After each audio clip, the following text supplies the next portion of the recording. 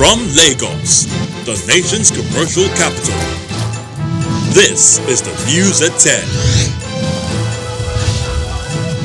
Live from Channels Television. Reporting tonight, Amarachi Ubani.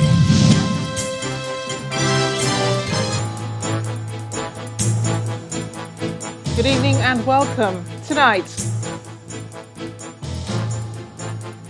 make sure that the technologies to feed Africa, they are there. We don't have to look for them, they are there. But we want to get them from where they are to the hands of our farmers.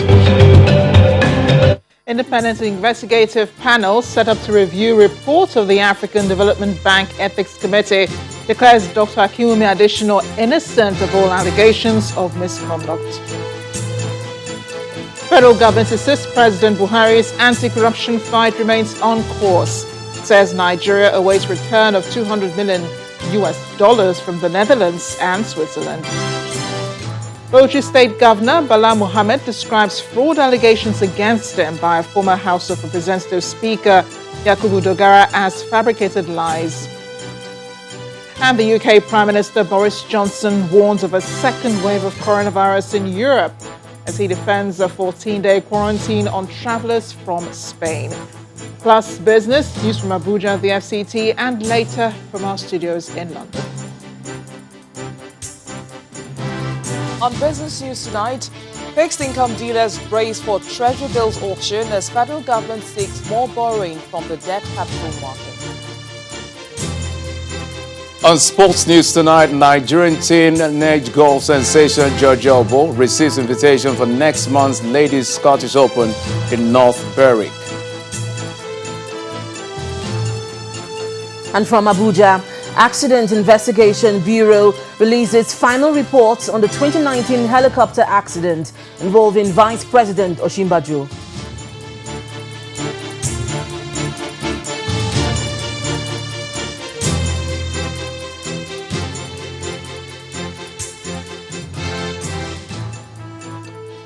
We begin tonight with a report of the Independent Investigative Panel set up to review the U.S.-led rejection of the Ethics Committee report on the President of the African Development Bank, Mr. Akinwumi Adesina, which has declared him innocent of all the charges.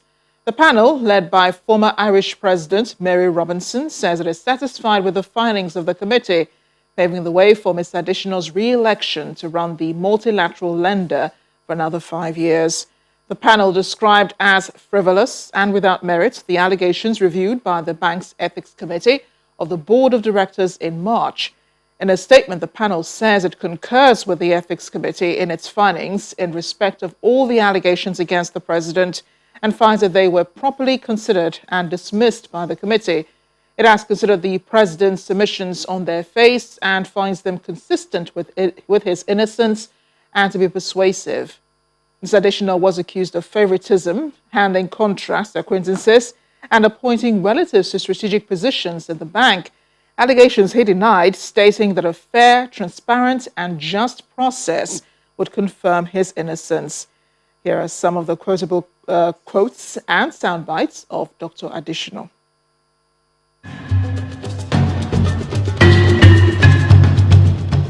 Our goal is basically make sure that the technologies to feed Africa, they are there. We don't have to look for them, they are there. But we want to get them from where they are to the hands of our farmers.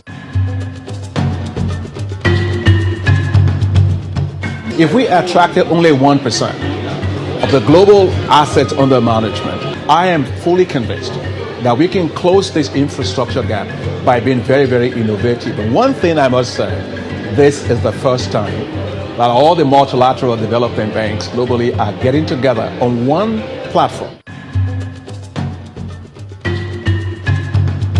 Over 645 million people lack access to electricity. We are embarking on a very bold effort to light up and power Africa within 10 years.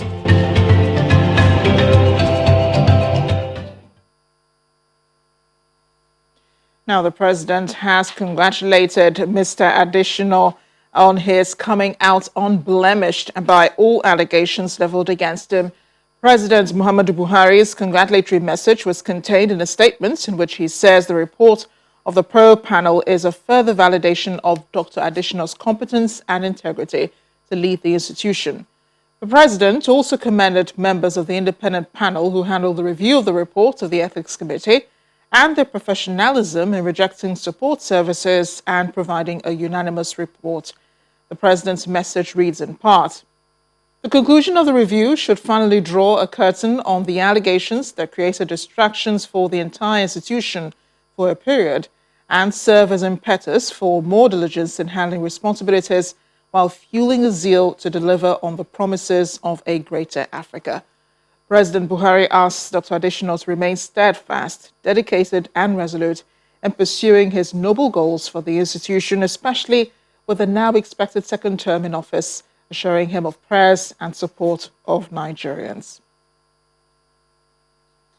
We'll have more reactions to this story in a bit. In the meantime, the president today met with governors of the All Progressives Congress at the Villa, where he said he was pleased with the work of the party's caretaker committee, especially its efforts at coordinating and strengthening the party.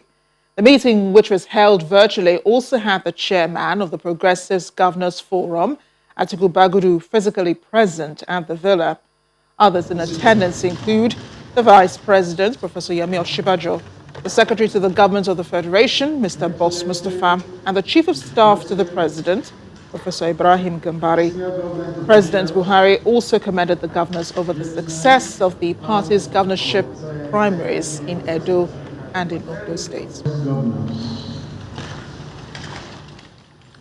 Anyone who thinks the fight against corruption by the Buhari-led administration is dead may have to think again. That's coming from the Minister of Information and Culture, Alhaji Lai Mohammed. And he insists the anti-corruption fight is as strong as ever and that the government has records to back the claim, having recovered looted funds in excess of 800 billion naira with over 1,400 convictions secured. The Information Minister made the comments at a press conference in the nation's capital, Abuja.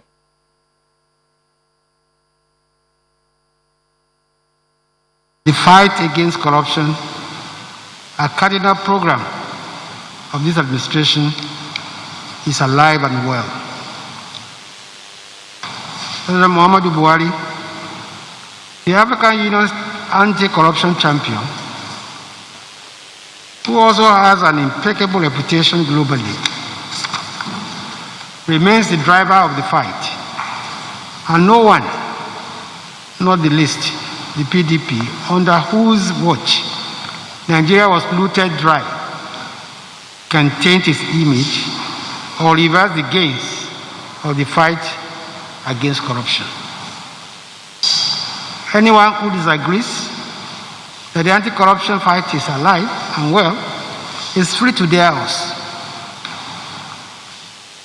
What the revelations of the past few weeks, especially the investigation of the nation's anti-corruption staff, have shown is that the administration is not ready to sweep any allegation of corruption under the carpet. The fight against corruption is not about loot recovery or convictions alone. We are also putting in place enduring institutional reforms that will deter acts of corruption.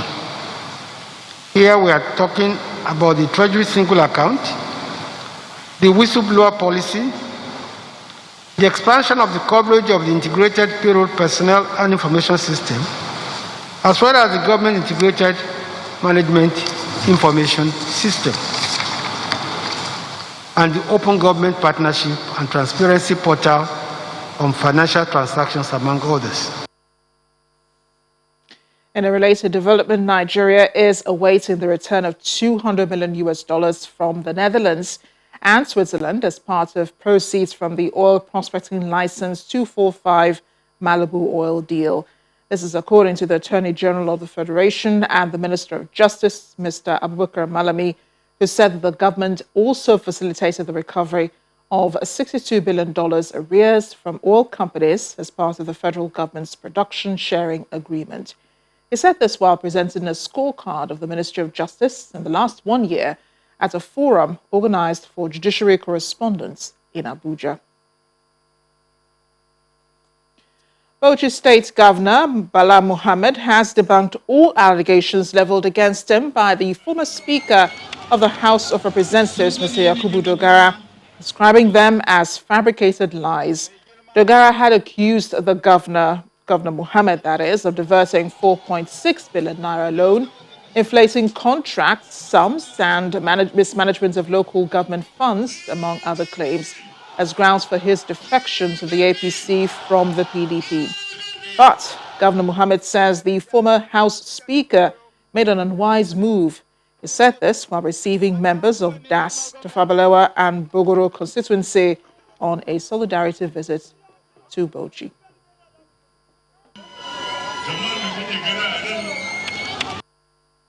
It is a very regrettable development. It is unfortunate because he's a young man that we so much love and appreciate, including me. Even now, I don't have any malice against him. But he came to show his true color as a pretender, as a fabricator of lies against my person, who has helped him to reconnect and recapture his mandate as a member of the House of Reps after being expelled by my adversary, the former governor. We wish him well. And we told them that there shouldn't be any rancor, there shouldn't be any conflicts. They should carry themselves with decorum. And I am really assured that the course is clear, that we are family on the ground in Tafabalewa Bogorodas. And I have made some promises to them, and I seize the opportunity to really debunk all the lies that he advanced with regards to the local government election, local government monies, projects and programs, and so on and so forth, with reasons. And they are all appreciated. I'm happy I got the opportunity to connect with them and to reassure the leaders of PDP in Nigeria that Bauchi is intact, is still PDP. And the home base of the PDP in Bauchi State is Bauchi local government, Tafabalewa Bogorodas. And it is there by the grace of God. Staying with politics, the Edo State APC governorship candidate, Pastor Osage Ezeyamu, says his quest for the office is born out of a desire to bring the state back to the path of progress and development. He also told some of his supporters he bears no grudge against the former APC chairman, Adams Oshomole, with regards to certain offensive comments he made about him in the past. Pastor Ezeyamu was speaking when he hosted some political appointees of the Obaseki-led administration who have resigned their posts to join forces with him. More politicians of the Godwin Obaseki cabinet are aligning with the aspiration of Pastor Osage Ezeyamu. The chairman and a member of the State Post Primary Education Board have resigned their positions in order to freely express their support for Ezeyamu. It is not just the appointees. These elected councillors from Oedo local government area are also around to affirm their support for the APC. 7 out of 12 of them have come here this morning to reaffirm that they belong to the APC. Apart from that, they have also told us in very clear terms that there has been no direction, there has been no progress under the present dispensation. Youths from across the state are also around to show their solidarity with the APC governorship candidate.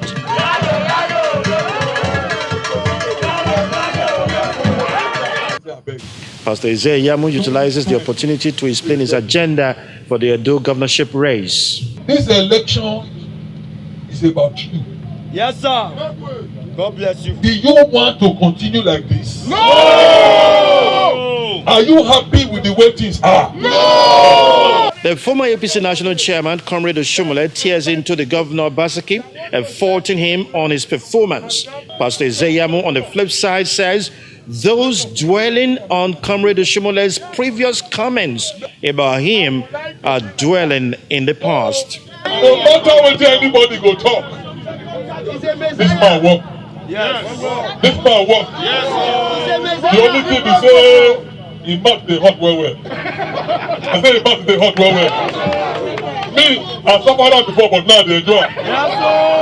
When a leader spend $1 billion to do paperwork, fly around the world from Singapore to China to wherever, and then he says to a new youth, I am building industrial park. There will be 24-hour power supply non-stop. But it's 2 years now, go there. It has become the center for kidnappers. As the event comes to an end, the APC leadership is hopeful that these youths, while working for the victory of the party, will also heed to his admonition for peaceful conduct before, during, and after the elections.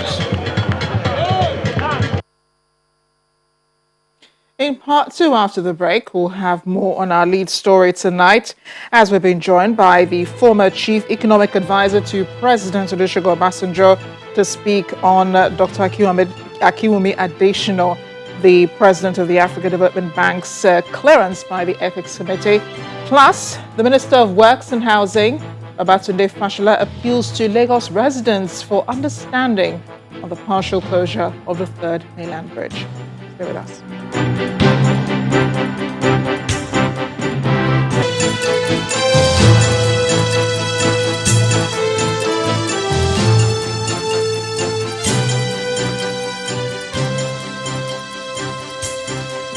Welcome back. If it has joined us and watching the news at 10 live on Channels Television Lagos. A reminder of our top stories.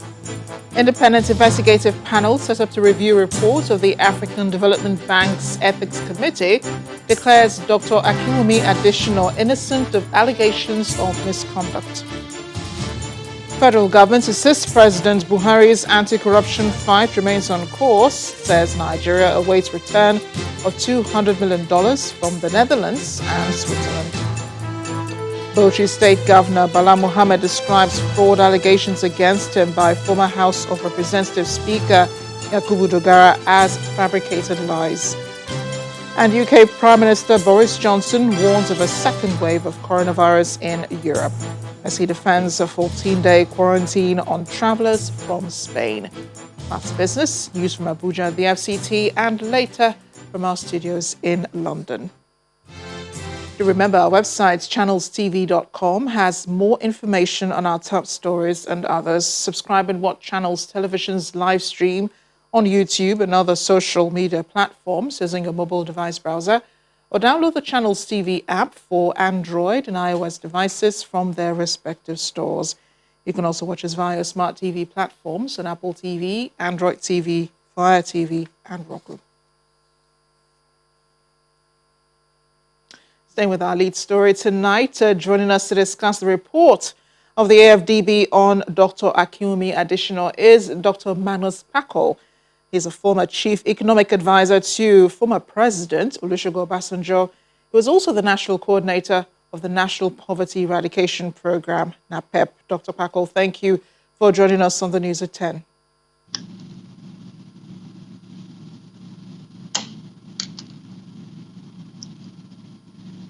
Dr. Pako, I'm hoping that the network hasn't gotten in the way, but you must be... I'm not able to hear you if... Okay, so we do have just a problem with Dr. Pako. I'm hoping that that has been resolved. We'll try to rejoin him in a bit as soon as we clear that up. But the Minister of Works, Mr. Babatunde Fashola, says there's no perfect time to close the Third Mainland Bridge for repair since the contract had been awarded since 2018. He inspected ongoing projects undertaken by the federal government in Lagos State, assuring commuters that the construction works are right on schedule and will help ease the congestion on the Third Mainland Bridge when completed. Apapa Oshodi Ojota Oworo Shoki Expressway is the starting point for the day's inspection tour. The project has a set deadline of November 2020, and the minister is here to see if all is going according to plan.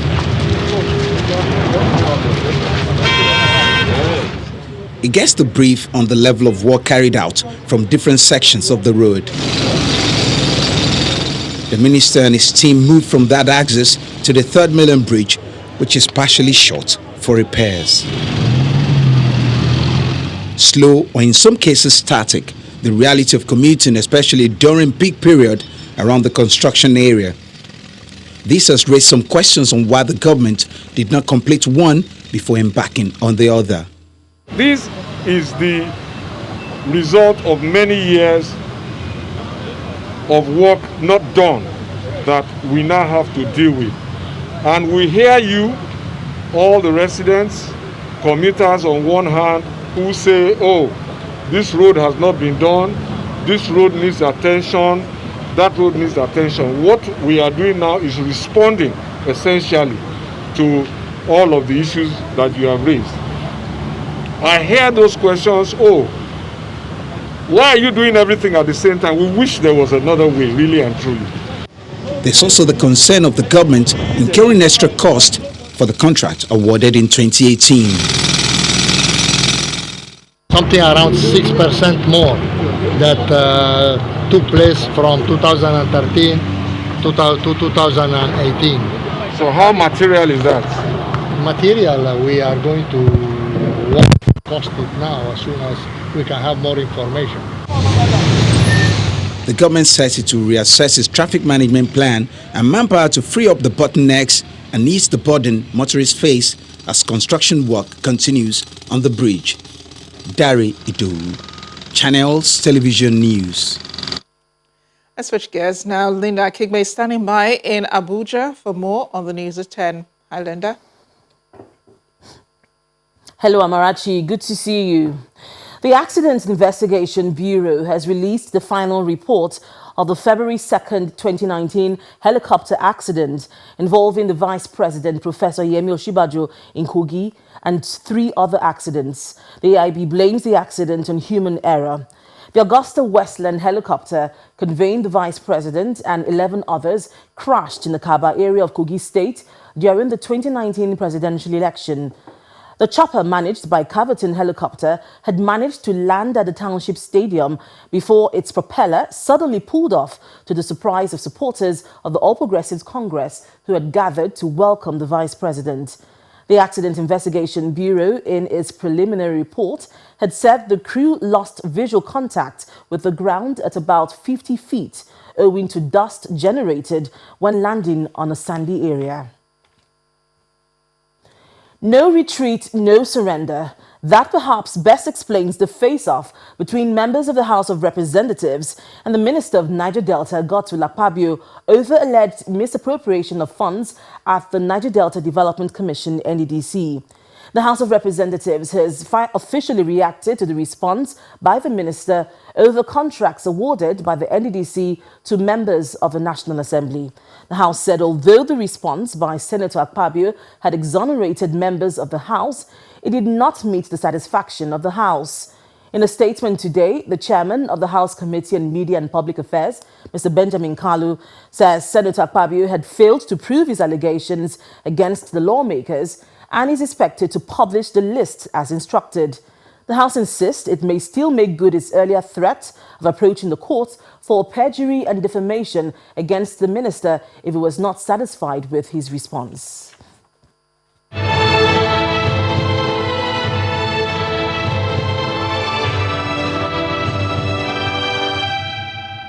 Staying with the National Assembly, the House of Representatives Committee on COVID-19 has promised to push for more funding for research into diseases in the country. The lawmakers announced this during an oversight visit to the reference laboratory of the Nigeria Center for Disease Control. Meanwhile, the Director General of the NCDC is asking lawmakers to pay close attention to the health sector, especially in the area of budgeting. Our correspondent Terry Ikumi reports.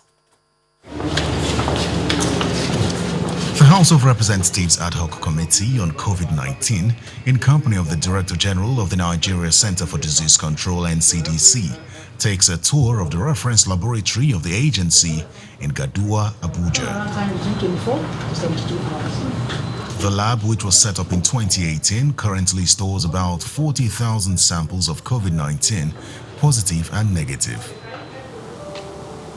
At the end of the tour, the committee promises support from the House of Representatives. Most of the research laboratories in this country now will be properly funded. Your laboratories will be further expanded. And then all other issues that you will throw up through our discussion this afternoon, I assure you, we will meet with the Speaker and we ensure that those teething problems are met with. For the Director General of the NCDC, more attention should be paid to the health sector beyond COVID-19. Honourable members, we really have to elevate health security on the agenda a little bit in our national discourse, and that is what I really would like your committee to evolve.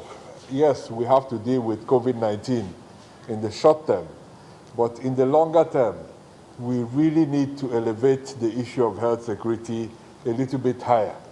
The NCDC and the lawmakers are also worried that at least 3 million naira is spent monthly on electricity.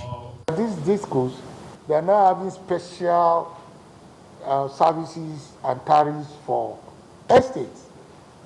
I know of estates in Lagos, they have power almost 24/7, but they pay through their nose, and people don't mind. So maybe you should go and sit down with them and see, because it will save costs in the long run. At the beginning of COVID-19 in Nigeria, there were only 3 laboratories testing for the virus. The NCDC says there are now 60 laboratories across the country. Terry Ikumi, Channels Television News.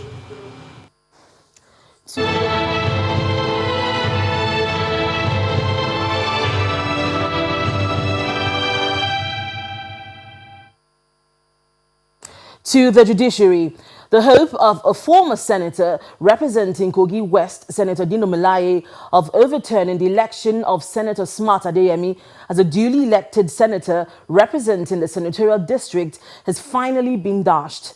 This comes as the Court of Appeal sitting in Abuja has dismissed the appeal filed by Senator Melaye challenging the election of Senator Adeyemi. The court dismissed the appeal on the ground that it is incompetent, and all 7 issues raised in the appeal were resolved against Senator Melaye with a cost of 50,000 naira awarded against him. Senator Melaye of the PDP had filed the appeal challenging the judgment of the Kogi State National Assembly Election Petitions Tribunal, which had affirmed the election of Senator Adeyemi of the APC as the winner of the November 16, 2019 senatorial election. The Kogi State National Assembly Election Petitions Tribunal, which sat in Abuja, had on June the 10th, 2020, dismissed the petition filed by Senator Melaye, saying he failed to prove allegations of electoral infractions listed in the petition. When the news turn returns, fixed income dealers brace for Treasury bills auction as federal government seeks more borrowing from the debt capital markets. That's on Business News. Please stay with us.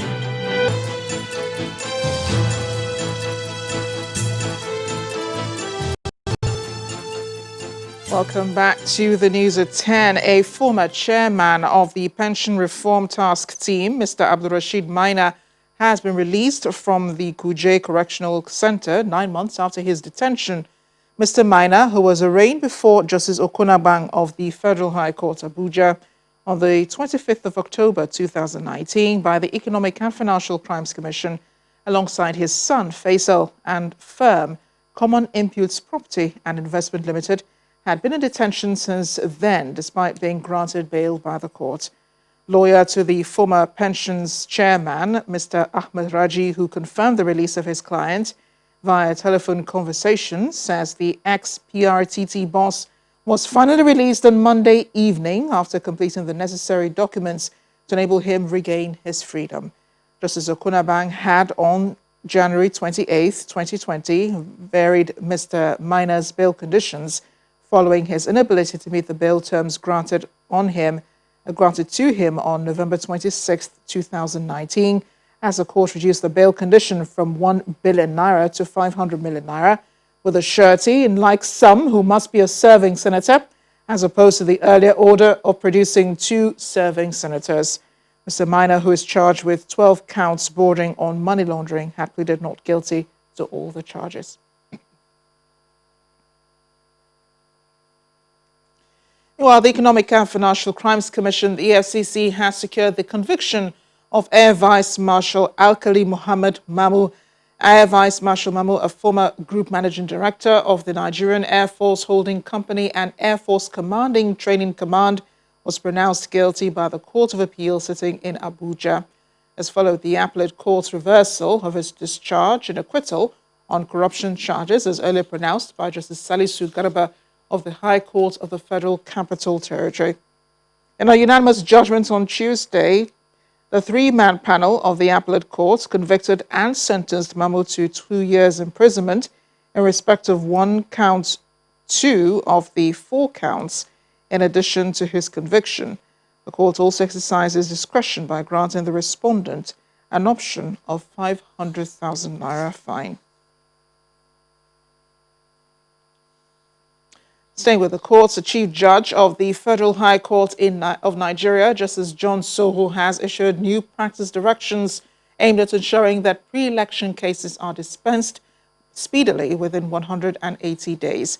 In a statement, the Chief Judge states that nothing in the Federal High Court Civil Procedure Rules 2019 shall prevent a judge of the court from hearing a pre-election matter already pending before the court during the vacation period until judgment is delivered.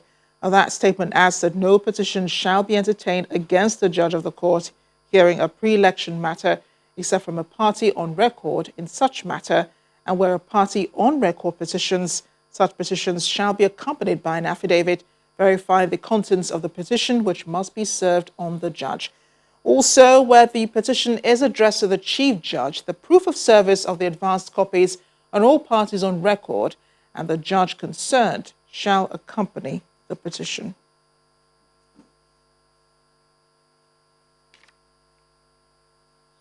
Now in Kaduna State, Governor Nasir El-Rufai has held an emergency security meeting with heads of security agencies in the state as part of efforts resolving the rising security challenges in southern Kaduna.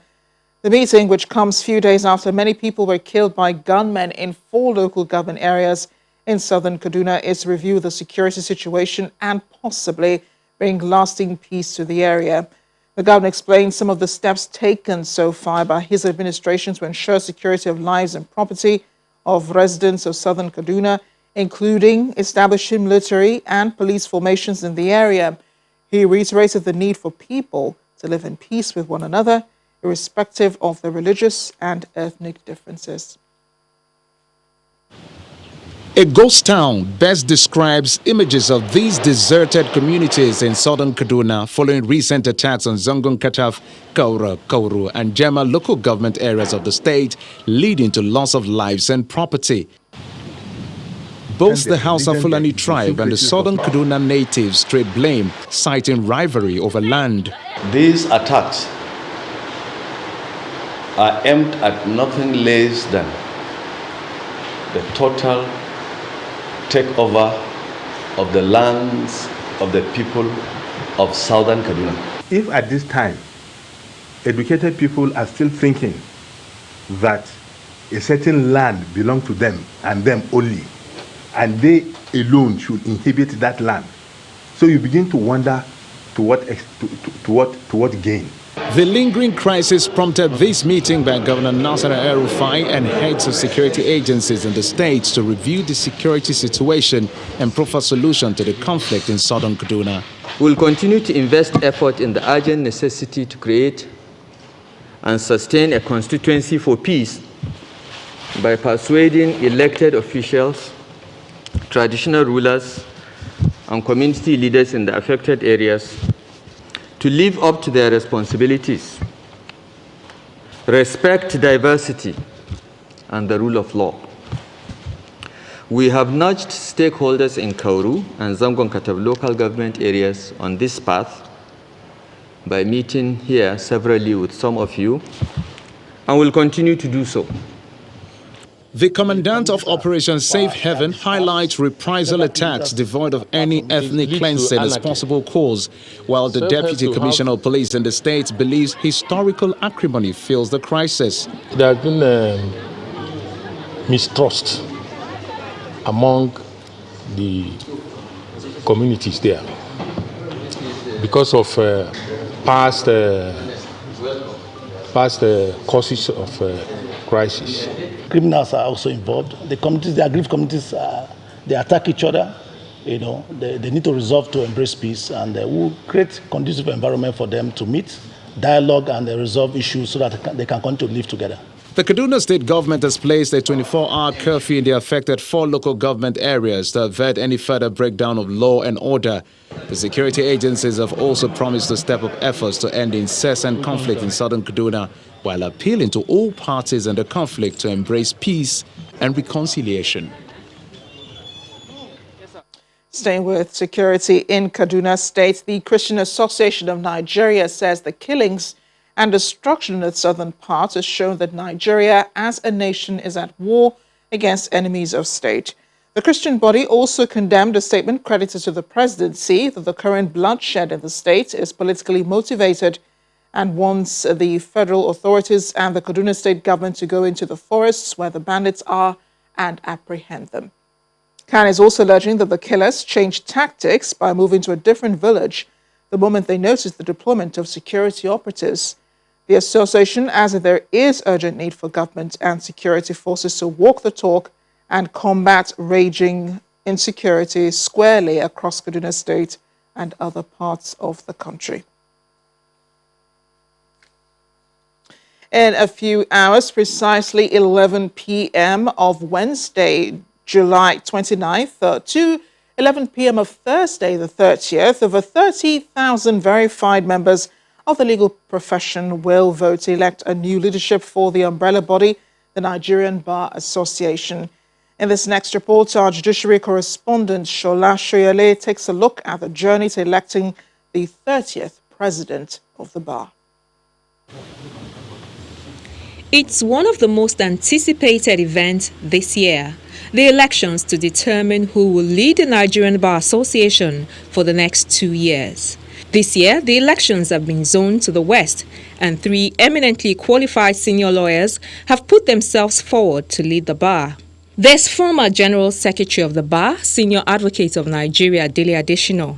There's the chairman of the NBA Disciplinary Committee Panel B, Dr. Babatunde Ajibade, SAN, and the immediate past chairman of the NBA Section on Business Law, Olumide Akpata.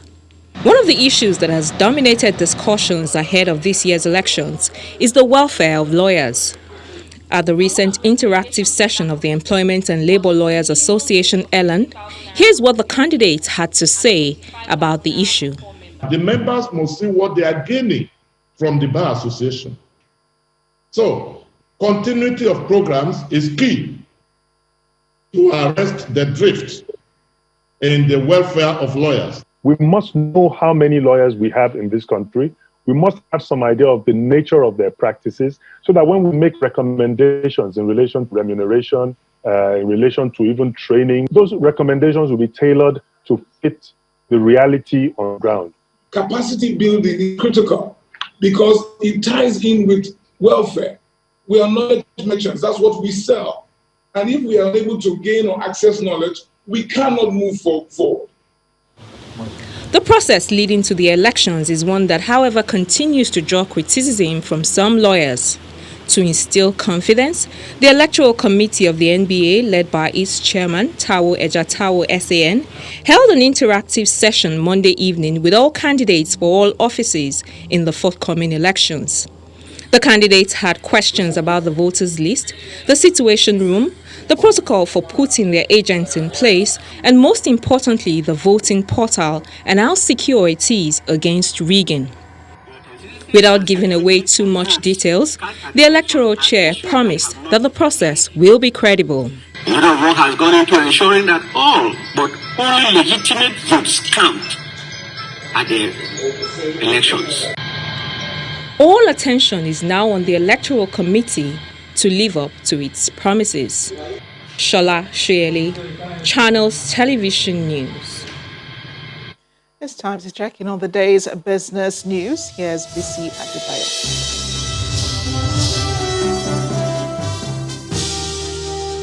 Welcome to Business News. The Central Bank of Nigeria is scheduled to conduct a primary market auction to roll over Treasury bills maturities worth 265.95 billion naira across 91-day, 182-day, and 364-day tenors. Ahead of the auction, fixed income dealers in the debt capital market had anticipated at least an open market operations auction since the last, which was held on July the 2nd. However, dealers believe that OMO rates are intended to be kept at current levels in a bid to manage the cost of borrowings. The CBN has not conducted an OMO bills auction in the last few weeks following a liquidity squeeze in the market. Former UK Prime Minister Gordon Brown has endorsed Dr. Ngozi Okonjo-Iweala as candidate for the Director General of the World Trade Organization ahead of the WTO's upcoming election. Reports by a British newspaper, The Times, quotes the former UK Prime Minister saying that Dr. Okonjo-Iweala is respected across the world and she would make an outstanding success of running the WTO, which is facing an existential crisis and grappling with the global economic disruption caused by COVID-19. By the endorsement, Gordon Brown has chosen Nigeria's candidate over former UK Trade Secretary and a British candidate Liam Fawkes in the WTO election. Dr. Okonjo-Iweala, who chairs the Global Alliance for Vaccines and Immunization, Gavi, is contending against 7 other candidates from Mexico, Egypt, Moldova, Republic of Korea, Kenya, the UK, and Saudi Arabia. Well, let's head to the markets now. About 70 billion naira is knocked off some of the previous gains recorded at the Nigerian equities market as profit taking on some key high-value stocks led to the NSE's biggest decline in 3 weeks. Here's Layo Adikuki with the rest of today's activities.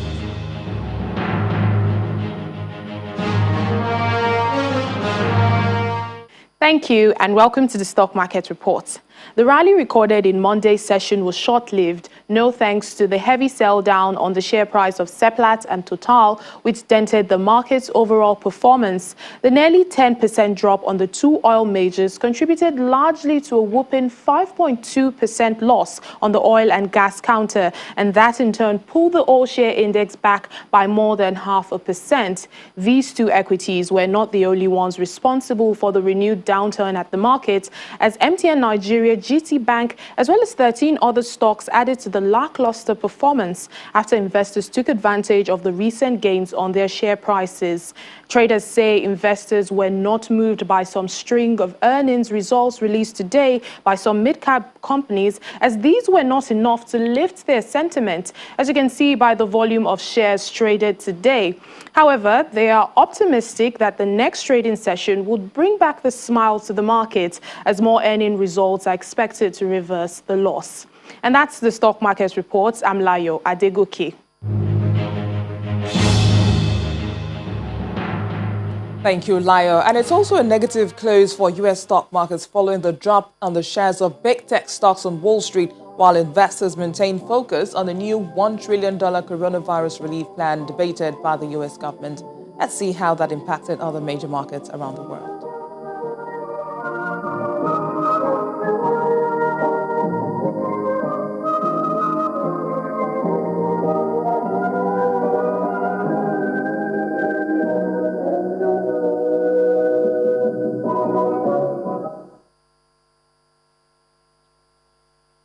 And that's it on Business News. It's back to you, Amarachi.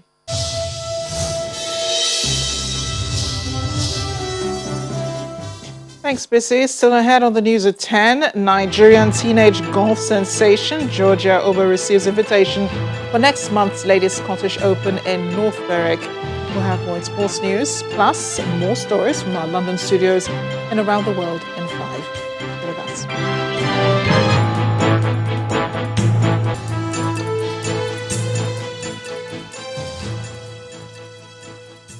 Welcome back to the news at 10. We have good news from the management of COVID-19 in Lagos State, as the state government today discharged 62 more patients from its isolation facilities. According to a statement by the state governor and COVID-19 incident commander, Babajide Sanwo-Olu, the 62 patients comprise 19 females and 43 males, including 11 foreign nationals.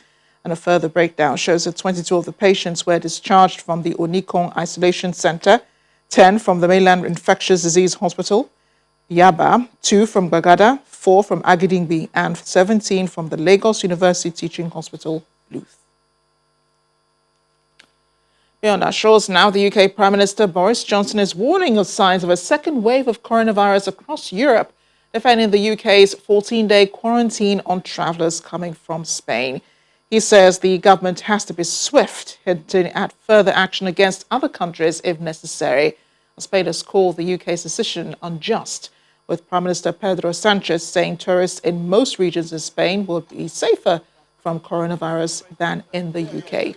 Here's Simon Pusey with more international news in Around the World in 5. Good evening and welcome to the Channel Studios here in London with your international news around the world in 5. A court in Malaysia has sentenced the former Prime Minister Najib Razak to 12 years in jail after finding him guilty on all 7 counts in the first of several multi-million-dollar corruption trials.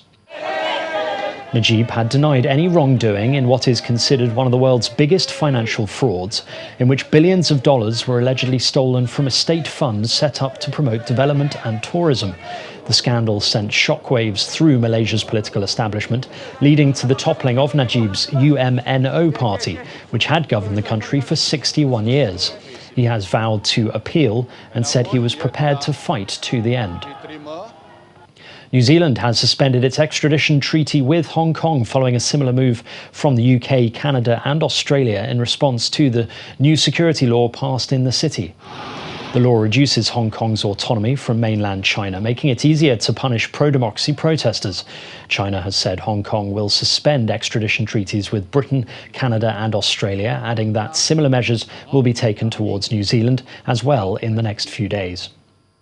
Scientists say that nearly 3 billion animals have been killed or displaced by Australia's devastating bushfire season of 2019 and 2020. An estimated 143 million mammals, 180 million birds, 51 million frogs and a staggering 2.5 billion reptiles were affected by the fires that burned across the continent. An interim report commissioned by the WWF suggests the toll from the fires goes much further than the earlier estimate of more than 1 billion animals killed. 8 people have been killed in Karachi in Pakistan after monsoon rains flooded the country's biggest city. Floodwaters accumulated in low-lying residences and on the roads in commercial districts, hampering traffic and forcing residents to wade through knee-high or waist-high water.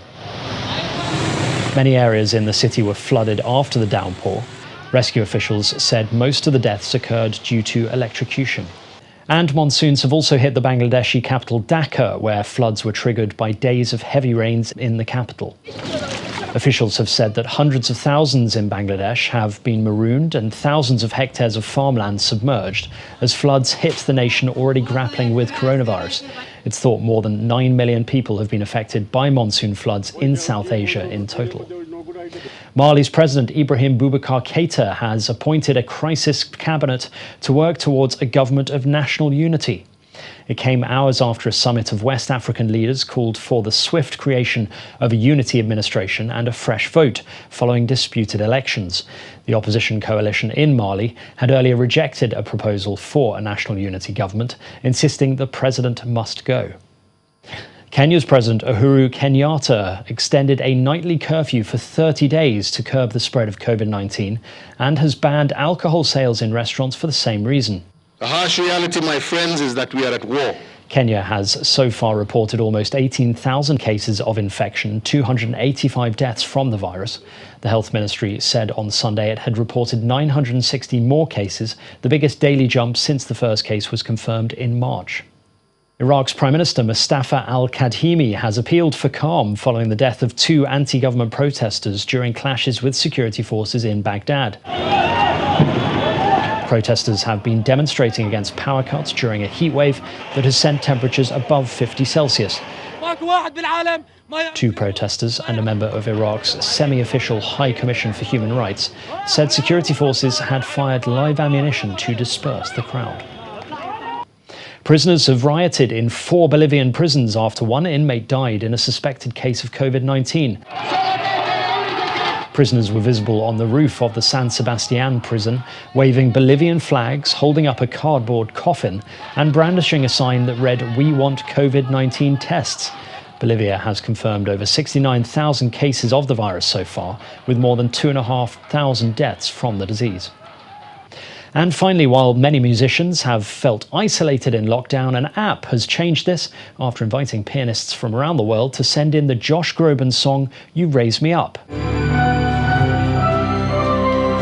Put together, the performance became the world's largest virtual piano recital. The company received around 1,000 videos from 52 different countries. The app Playground Sessions was co-created by the legendary music producer Quincy Jones, but the real stars of the record-breaking recital were, of course, those taking part. And that's your international news around the world in 5. Now back to the Channel studios in Lagos.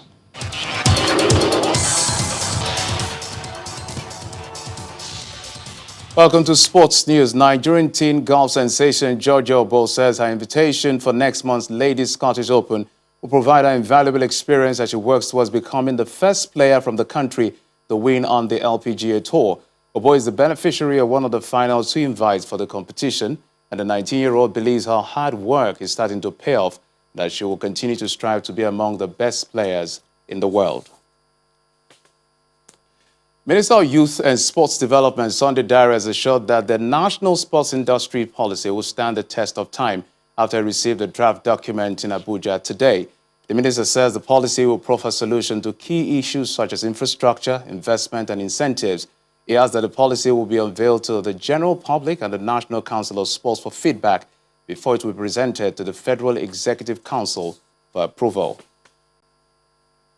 Los Angeles Clippers head coach Doc Rivers admits his squad is behind on preparations for the NBA restart because of the absence of some key players. The Clippers, who will tip off the season against the Lakers on Thursday, have not put a complete team on the Disney course for practice because of quarantine or pre-Disney positive COVID-19 tests. Ivica Zubac and Landry Shamet were no-shows at the start, while Montreal's Harrell and Patrick Beverley were excused to leave the bubble to tend to family matters in the past week. And that's it on sports. Is back to you.